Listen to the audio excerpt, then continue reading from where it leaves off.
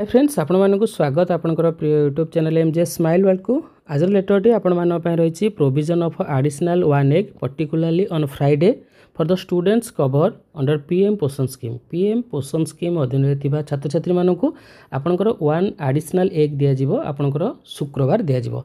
लेटरटी आपनकर government of Odisha department of school and mass education state project management unit PM पोषण तरफ करा जायछि। Letter number रही 294, डेट रही 26/3/2025।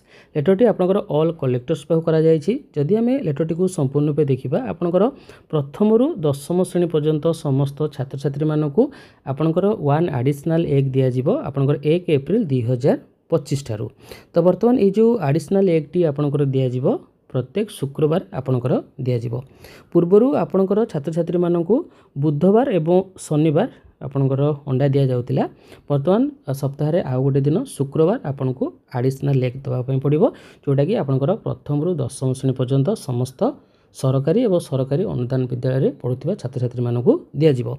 ता सहित डीओ मानकु मध्य कहा जायछि कि आपनकर distribution of egg on Friday आपनकर शुक्रवार जो आपण एग डिस्ट्रीब्यूशन करिवे तार फोटो शेयर करिया पई ता सहित एटी wide coverage of this programme.